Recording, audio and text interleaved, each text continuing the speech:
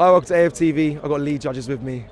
We've just beaten Real Madrid 2-1 at the Bernabeu. That's 5-1 in aggregate. Can you say that again, please, Cecil? It's 2-1 here at the Bernabeu. It's 5-1 in aggregate. 5-1. Never in doubt, was it? They said the Galacticos, they said Real Madrid, they said Ramatonda, wherever it is, the comeback. What happened tonight? Because I didn't see any of that. They got stuffed, mate. I'll tell you that's what happened. Plain and simple. It was plain and simple. What's a performance? What's a second leg performance? First leg was unbelievable. That was second. I always said that. Come here and show what you can do. 2 legs of football in the Champions League, both class, brilliant performance.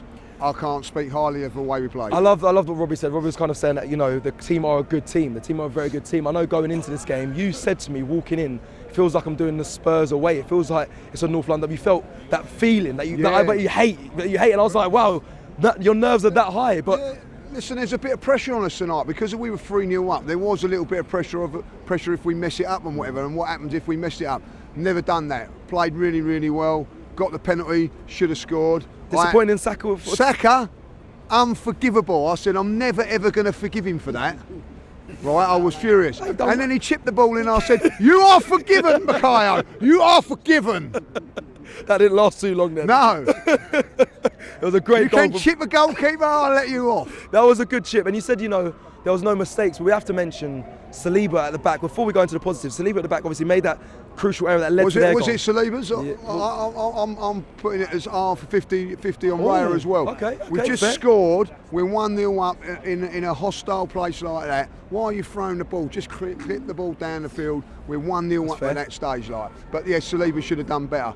But listen, his defensive partner, Kivior, was outstanding tonight.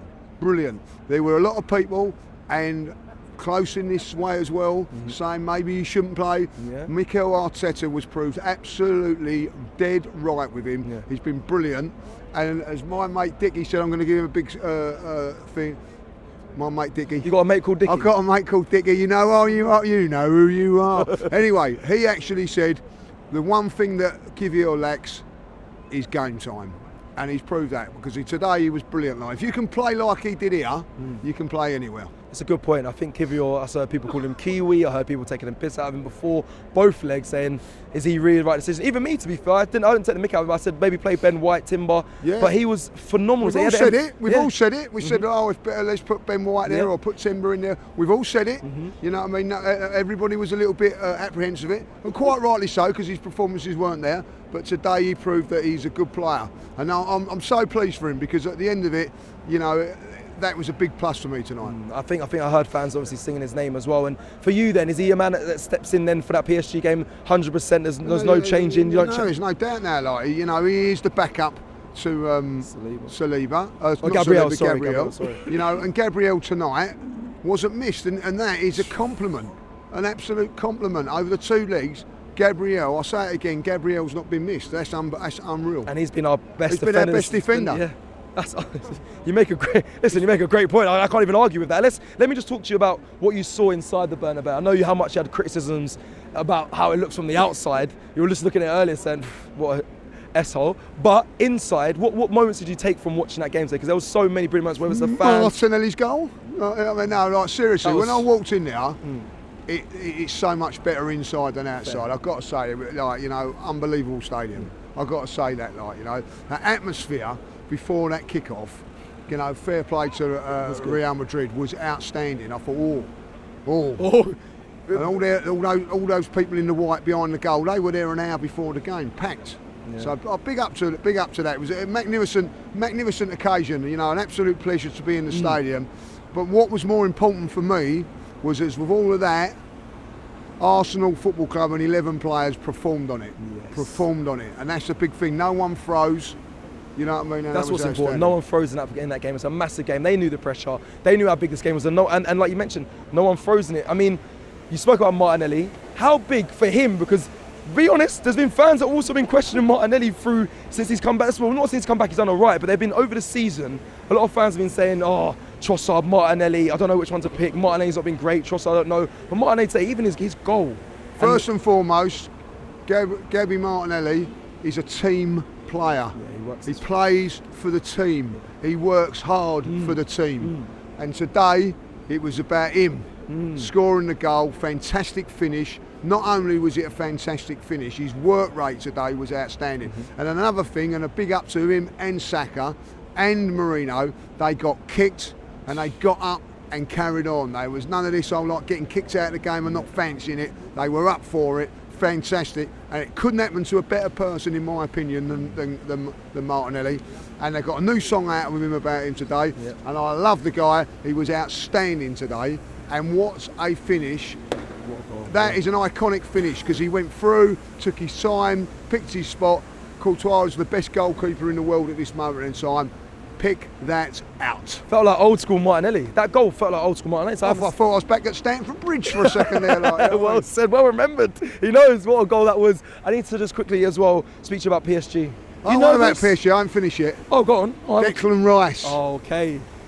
Rice cooks better with the lid on. So are you having rice every meal again? I'm on the rice again, like for breakfast as well. Unbelievable. Rice Krispies, the lot. It's back. He today was unbelievable, and that Jude Bellingham tried to do him. Did you see that? Yeah. And he just went, get out of it. And I just love him even more after that performance today. He was sensational in that midfield. He was. Absolutely. And again, I'm going to say there's people doubting what position he can play. Oh, he's better at a 6 and he's better at 8. He is not an 8, he's not a 6, he is a midfield player. Yeah. And I'll tell you this now, a good, complete midfield player. Was he the best? Was he the best out of everyone on that pitch? On that pitch tonight? In midfield, yeah, without a shadow of a doubt. The best in that pitch, yeah, tonight. Because I was going to say, Jude Bellingham wasn't even fit enough to lace his boots today. Well, this is what I'm leading you to that to say, like that's an expensive midfield. There's some of the world's best in there. His brother could do better than him tonight. Job could do better than him. Oh, that's going to hurt you. I don't care. Outclassed, outplayed by Declan, half price Rice. End of. PSG, you nervous? Is that a team that you fear? Yeah, well listen, not really. Like, if you can beat Real Madrid over 2 legs like we have done, you can beat anybody. I don't have this crap, right, that they're not a great side and all that. Yes. Because everybody was saying before we play, you ain't got no chance of beating them. They're this and they're that and all that. Like now they've beaten them 5-1, just remind everybody 5-1. Oh, they're not the same Real Madrid. That's what they'll be saying. He's not the same Pepe up front and Rodrigo and whatever they got.